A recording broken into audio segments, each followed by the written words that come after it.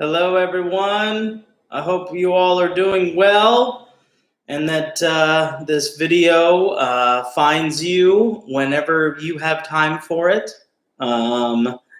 It's kind of hard to believe that I am writing videos titled Creative Writing number 5. That is very shocking to me. I think when this whole thing started, I didn't really realize how much of a process this was going to be in all of us getting back to normal.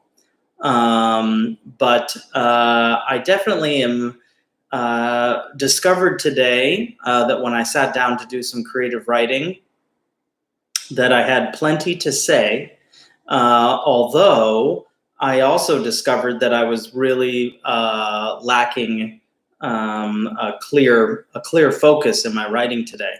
I had a couple of half-cocked ideas I took shots at that just didn't really work out for me. And sometimes that very much happens. I shouldn't just say sometimes, I should say that regularly happens when you start to do a lot of writing, especially on a schedule. Some days you will discover that you have so much to write about, and it's almost a blessing and a curse because you're trying to catch it all. And other days, I feel like it's kind of like exercise. I never like getting started, but once I do get started, I'm always very grateful that I did. Meaning writing or exercise for that matter. So today I kind of wrote around my ideas until I landed on my idea for today's class. And today I wanted to focus on two things for this writing class. I was thinking about the first thing that I started writing about that I thought I was going to end up teaching this whole class about was the idea of opposites. And I just started with a very, very simple free write, only took 2 minutes on the idea of writing about opposites. And boy, you guys, I thought that that was a really great idea for myself. I was feeling particularly ready to tackle that and try to write something about that in whatever style came to me. I wasn't sure if it was going to be poetry or single lines or short stories, or if I was going to be making a journal entry today. I wasn't really sure, but I thought, okay, opposites, let's just write about that for a couple minutes and see where it goes. And it didn't really lead me to anywhere specific.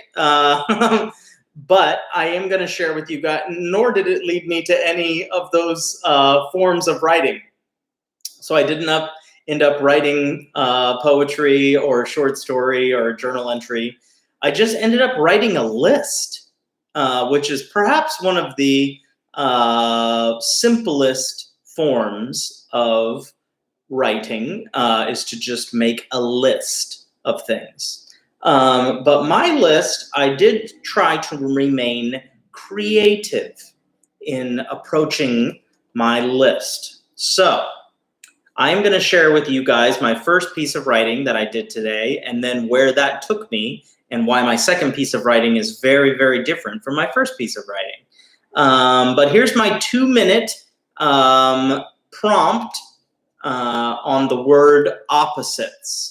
And instead of becoming a beautiful piece of poetry or story, I ended up with a list of opposites. And sometimes this can be a very, very interesting way to start. So this is why I'm going to share this with you guys and offer this as a suggestion for your first piece of writing today, is to write whatever comes to mind about the word opposites for only 2 minutes. So not very long. 120 seconds is another way to look at it. It flies by pretty quickly. But this is my very short piece, my very short list on the idea of opposites.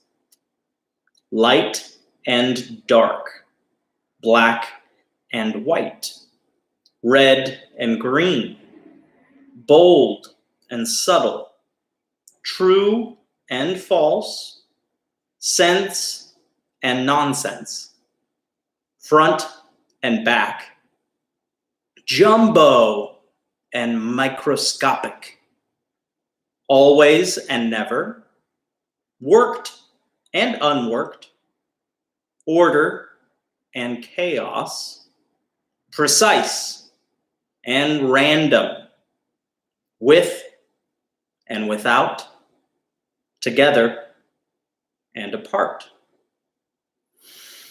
So there is my first piece of writing. I would not call it my best piece of writing, but at least it got me started on something, you guys. It led me to jot down a few questions for myself. So I wrote this list, and then I thought, well, I'm not really sure if that's leading to a jumping off point or not. So what should I be doing with this class today? And I wrote a couple questions for myself after I finished this writing piece. So it's kind of like I stopped the writing prompt, and then I just wrote freely for 10 seconds. And I wrote the question, what if the opposite is unknown? Like, for example, what is the opposite of a piano? And I thought about that for a really long time because I was thinking about the physical thing that we know as a piano. And I'm sure there's plenty of musicians out there that would have a lot of opinions on what they think the opposite of a piano is. And then it hit me, you guys. The opposite of piano is fortissimo. If you use the word piano in a different way, like the musical direction, piano means to be quiet and fortissimo means to be loud, I discovered that there is an opposite for the word piano, but my question was really about the opposite of the thing piano. Hold on a second, I dropped my pen. So the next question I asked myself, because writing in a lot of instances is really a conversation with yourself. The next question I asked myself was, why are opposites so extreme?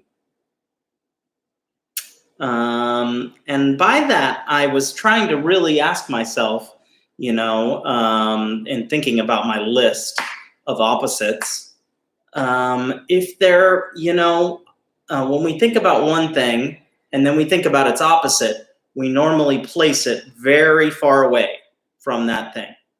And I started wondering where that middle ground actually exists, is where most of everyday life exists. In between, we rarely live, all one thing and none of the other thing. There's a whole bunch of gray area in everyday life. And I started wondering about what opposites are less extreme. And maybe you guys could share some ideas with me about what you think about that thought. Okay? Or if I come up with some after this, I will be happy to share. But then I started thinking about why I was writing about opposites in the first place, and why I was really craving these extremes. And I started to get pretty reflective, and I started to think about myself a lot. And I started thinking about, why did I need to write about opposites this morning? And I think a part of that is because I feel like I've been ping-ponging back and forth between some pretty big and opposing feelings recently. And I bet that many of you out there probably are feeling some of this too.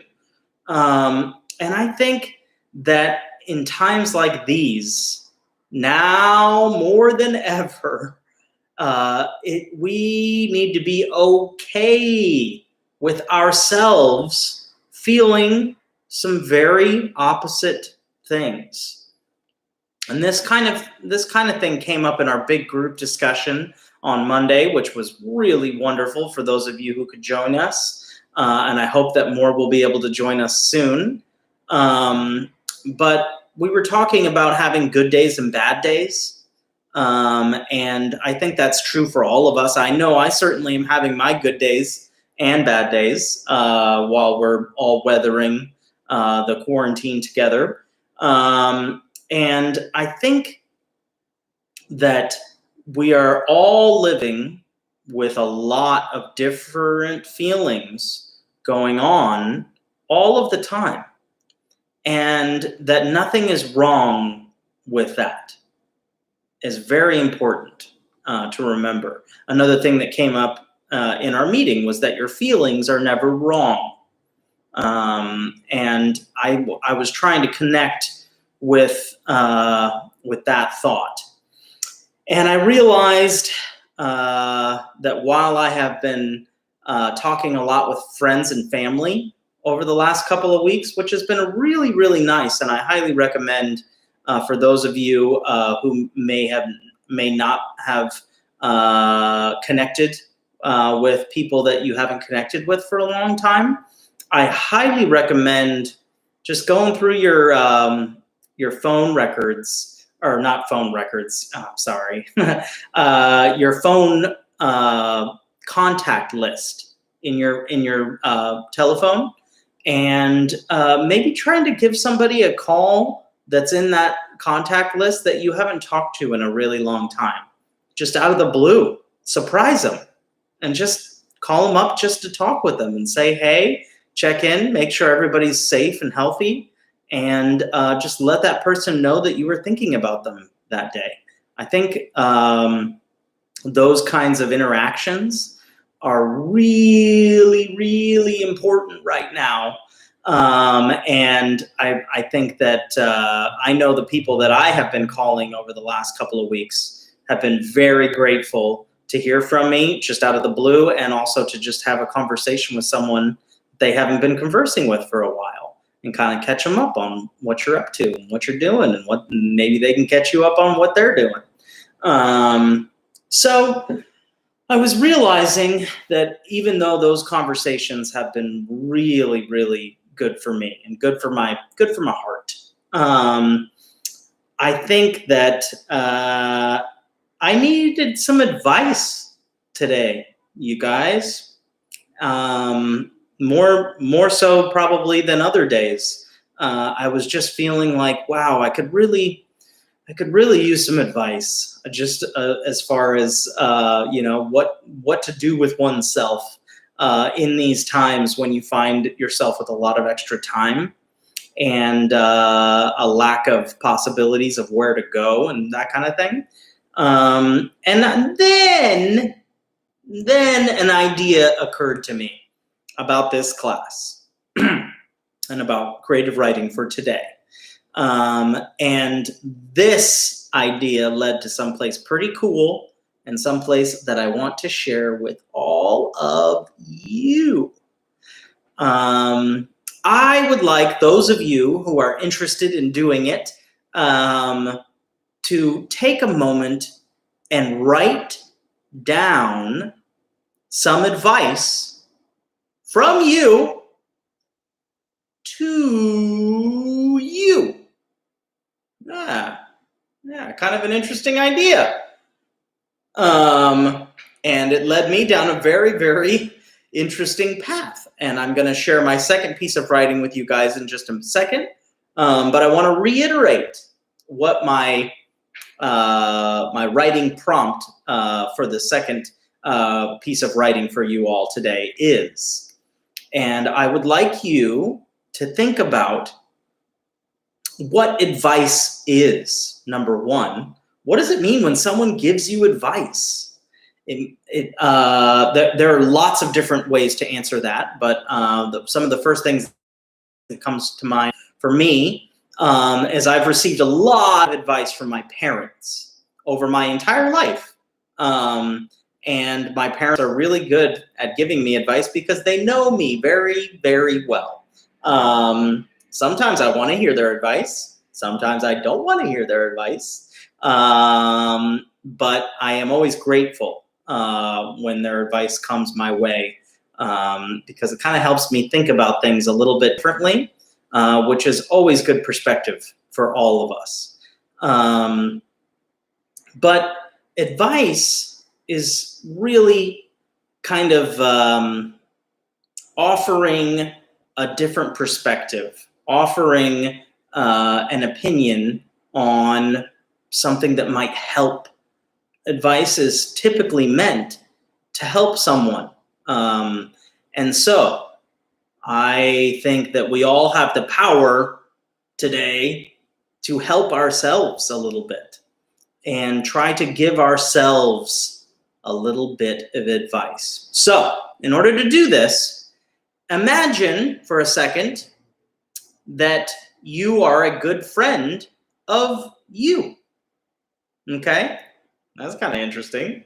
So imagine that, I'll use myself as an example, that I am friends with a guy named Zach, and that he works at 7th Street, and he plays music and does some writing and has some wonderful friendships in town, and is, kind of bumming a little bit about this whole quarantine that we find ourselves in, but also finding some good motivated days in all of this too. And I think that I'm trying to strike a good balance of being productive, still going after some projects that are very special to me, even in these times. But I also have my bad days too, you guys. And there are days where I don't feel like getting out of bed, or there are days where I don't feel like doing anything. There are days where it's, difficult just to make my meals for the day and get myself properly fed, because, you just kind of get a little bored of all that kind of stuff after doing it over and over and over and over again, right? So I thought, hey, what if I was just a friend of myself?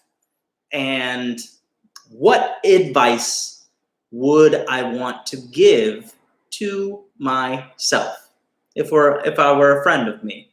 So with that in mind, I sat down for 5 minutes and I wrote down a very, very simple, this also kind of turned into a list. So it's not the most dazzling creative writing I probably have ever done. But I do believe that this list turned out to be a lot more poetic than my first list on opposites and everything. And so with that in mind, I'm going to share with you guys my advice that I wrote for myself. And I hope that many of you will take me up on this little challenge today and sit down and try to write yourself some advice. Maybe some advice that you need to hear. Maybe it's just some encouragement. There are lots of forms that advice can take. Maybe you need to remind yourself of a story or a lesson that you have learned, but you need to remember that you've learned it. Something like that. I don't know. But I'm going to share with you guys my 5-minute writing example on the idea of advice for myself.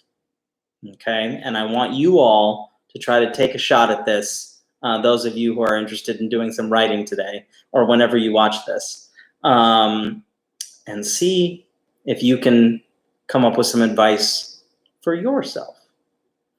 All right, here we go, you guys. Let the light in. Let it warm the places that need it. Let the worry find the door and politely ask it to leave. Let the water replenish you. Let the food power you. Let the love wash your heart.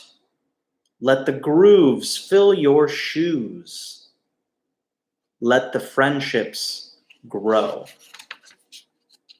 Let the journey be a surprise. Let the ones you love know it. Let the treat find a plate and serve it up. Let the desire be the navigator. Let yourself forgive yourself. Let the night close your eyes. Let the petals rotate themselves for a while. Let the hope linger. Let the cups go unwashed. Let the clothes dress you up. Let the children play. Let smiles be shared freely. Let your guard down. Let yourself be okay with where you are. Let the past have a trunk in your closet. Let it be taken seriously. Let the day begin. Let the yellow be the shade of yellow that you want it to be. Let it all be okay. Let yourself be you. It's the least you can do. So, there is my little advice to myself. It certainly helped. Nothing huge came from these little bits of advice that I chose to share with myself today. But nothing small did either. So I think that that's a very good thing. I really, really hope that many of you will take me up on this little challenge and try to write some advice for yourselves today. And remember, as always, if anything that I've written down that I shared from my own writing helps you get started in any way, please feel free to use it. Jot down one line from my little advice piece here and use that as a springboard, and then just start writing off of that. If you're feeling stuck or you're not feeling like, advice? I don't have any advice for myself, Zach. What are you talking about? But I really hope that some of you will take a shot at this. It was really good. It made me feel a little bit better and a little bit more checked in with myself, and it definitely made me feel like I'm not alone in all this. I know that you guys are going through this all too, and it just helped in whatever little ways. I don't even know yet all the ways that it helped throughout the day. Maybe I'll think about this more and discover even more ways that it helped me feel just a little bit more me and a little bit more centered. So anyway, I hope that you all are doing well. I hope that you're all staying safe, staying healthy. I hope you're all staying home so that we can all enjoy getting out of our homes sooner than later. I just want you to know how great it was to see so many of your faces in our big chat this past Monday. And I look forward to seeing so many more. All right, you guys, have a wonderful, wonderful afternoon.